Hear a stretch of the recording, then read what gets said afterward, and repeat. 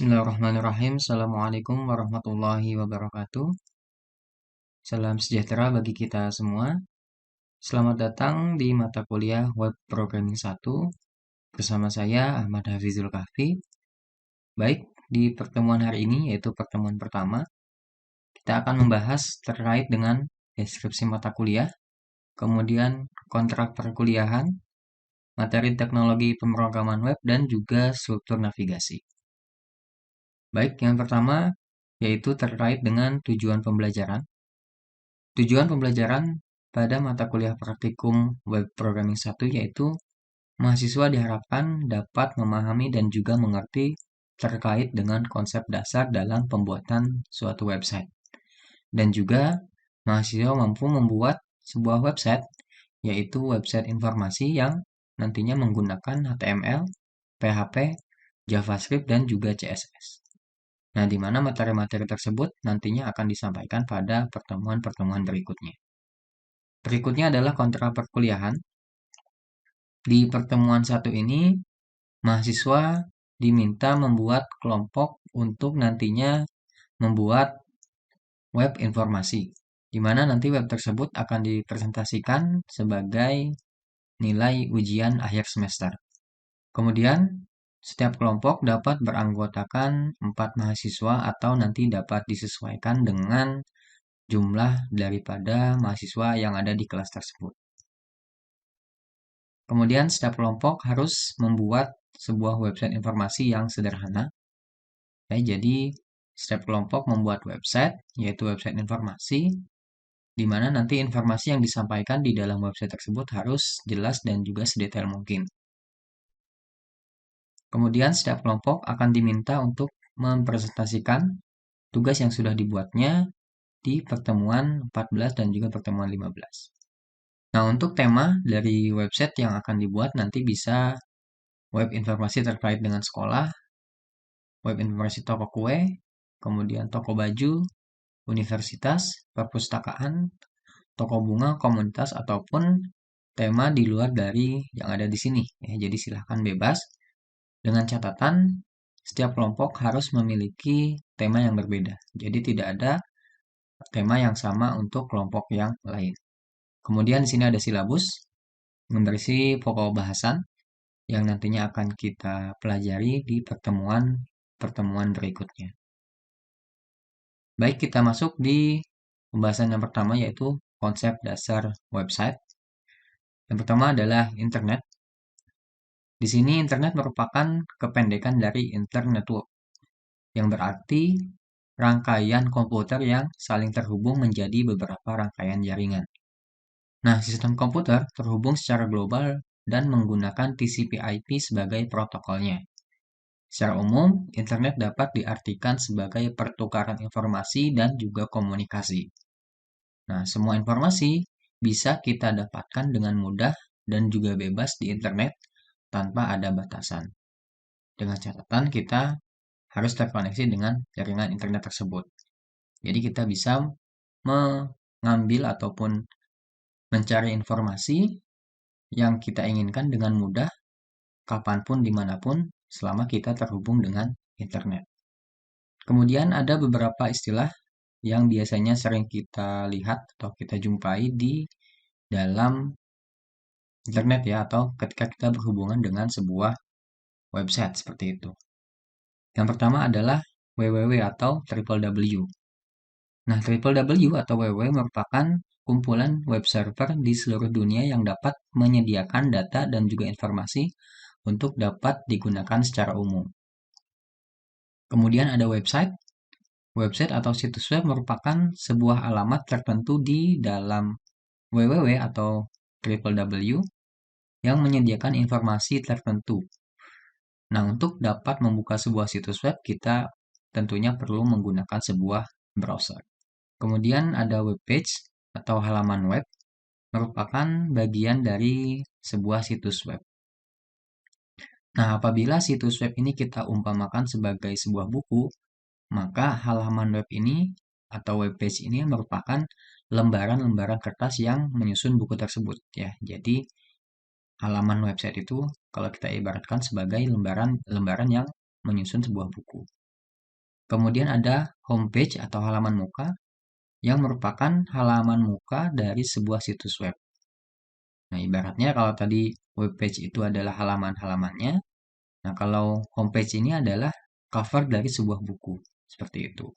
Di mana homepage ini biasanya berupa outline dari isi situs web yang bersangkutan. Kemudian ada browser.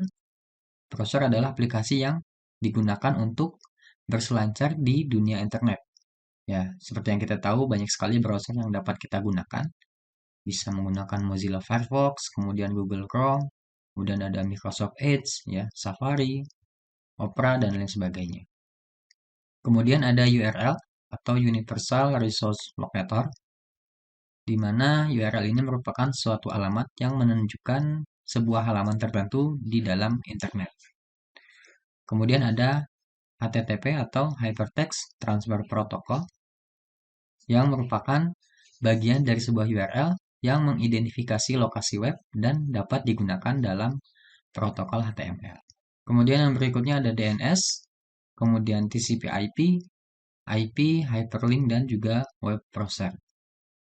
Lanjut, di sini ada perangkat lunak web server. Web server adalah sebuah perangkat lunak server yang berfungsi untuk menerima permintaan HTTP atau HTTPS dari klien yang dikenal dengan web browser dan mengirimkan kembali hasilnya dalam bentuk halaman-halaman web yang umumnya berbentuk dokumen HTML.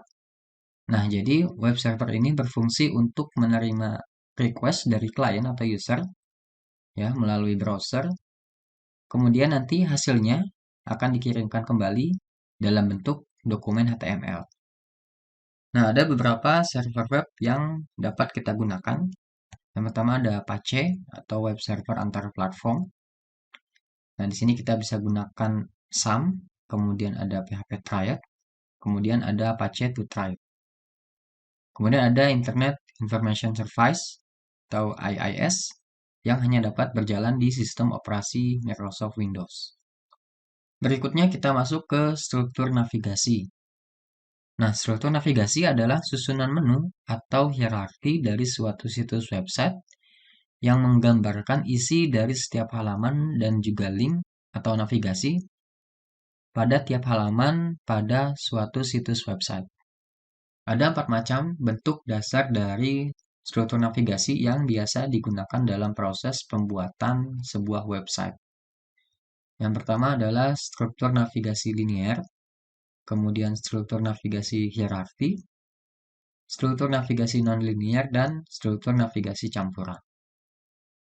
Struktur navigasi linear yaitu struktur navigasi yang hanya mempunyai satu rangkaian cerita yang terurut, di mana struktur jenis ini menampilkan satu demi satu tampilan layar secara berurut sesuai dengan urutannya. Nah, ini adalah contoh dari struktur navigasi linear. Jadi dia susunannya terurut ya. Jadi kalau misalkan ini adalah halaman 1, halaman 2, halaman 3, halaman 4 ya. Jadi dari halaman 1 dia hanya bisa ke halaman 2. Dari halaman 2 dia hanya bisa ke halaman 3 atau ke halaman sebelumnya yaitu halaman 1. Jadi tidak bisa loncat ke halaman 4 seperti itu. Jadi dia terurut. Kemudian struktur navigasi hierarki.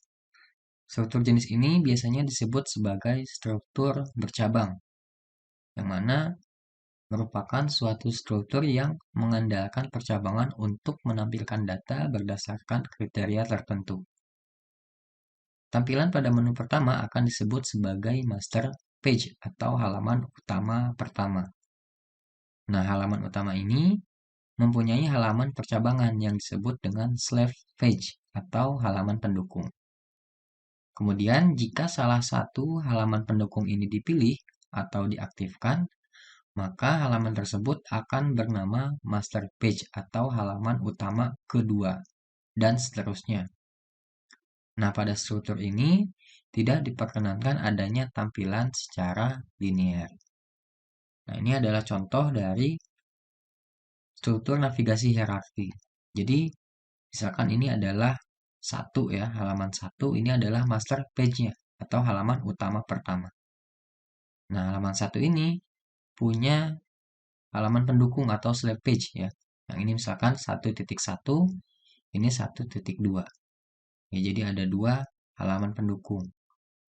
Nah, jika halaman ini diklik atau kita masuk ke halaman ini, jadi 1.1 ini akan menjadi master page atau halaman utama kedua.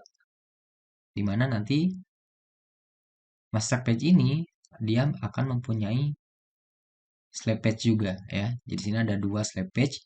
Misalkan di sini 1.1.1, 1.1.2. Begitu seterusnya jika ada nanti halaman pendukung lainnya. Seperti itu. Ini adalah struktur navigasi hierarki. Berikutnya adalah struktur navigasi non-linear. Nah, struktur navigasi ini bisa disebut juga dengan struktur tidak berurut. Ya, merupakan pengembangan dari struktur navigasi linear. Pada struktur ini diperkenankan membuat navigasi bercabang. Nah, percabangan yang dibuat pada struktur ini berbeda dengan percabangan pada struktur hierarki yang tadi. Karena pada percabangan ini, walaupun terdapat percabangan, tetapi tiap-tiap tampilannya mempunyai kedudukan yang sama. Jadi tidak ada master page ataupun slab page. Ya. Jadi kalau yang sebelumnya, yang hierarki, ketika ada percabangan, yang di atasnya itu akan menjadi master page, sedangkan yang di bawahnya akan menjadi slab page. Dan seterusnya seperti itu. Nah, tapi kalau di sini, di non-linear, walaupun ada percabangan, di sini tidak ada yang namanya master page ataupun slab page. Jadi semua halaman mempunyai kedudukan yang sama. Nah, ini adalah contoh dari struktur navigasi non-linear ya. Jadi di sini ada linear, kemudian ada hierarki. Kemudian yang terakhir adalah struktur navigasi campuran. Nah, struktur ini merupakan gabungan dari ketiga struktur sebelumnya, yaitu linear, non-linear, dan juga hierarki. Nah, struktur navigasi ini juga biasa disebut dengan struktur navigasi bebas. Dan juga struktur navigasi ini banyak digunakan dalam pembuatan website karena struktur ini dapat digunakan dalam pembuatan website sehingga dapat memberikan keinteraksian yang lebih tinggi. Nah, ini adalah contoh dari struktur navigasi campuran. Jadi dia gabungan dari struktur navigasi linear, non-linear, dan juga hierarki ya. Kemudian di sini ada tugas 1. Silahkan cari sebuah website, kemudian amati website tersebut, lalu dari web tersebut dibuat sebuah struktur navigasinya. Kemudian setelah dibuat struktur navigasinya, silahkan diberi keterangan jenis struktur navigasi apa yang digunakan oleh website tersebut. Lalu di sini ada instalasi software pendukung yang nantinya akan kita gunakan di pertemuan berikutnya. Yang pertama untuk web server yaitu kita gunakan SAM. Kemudian editornya silakan bisa menggunakan Notepad, Notepad++, Sublime Text, Atom ataupun Visual Studio Code. Ya silakan nanti diinstal untuk kedua aplikasi ini sehingga nanti di pertemuan berikutnya kita bisa langsung masuk ke materi terkait dengan HTML. Baik, mungkin untuk pertemuan hari ini saya cukupkan. Terima kasih atas perhatiannya. Mohon maaf atas segala kekurangan dan juga kesalahan. Sampai bertemu lagi di pertemuan berikutnya. Saya tutup. Wassalamualaikum warahmatullahi wabarakatuh.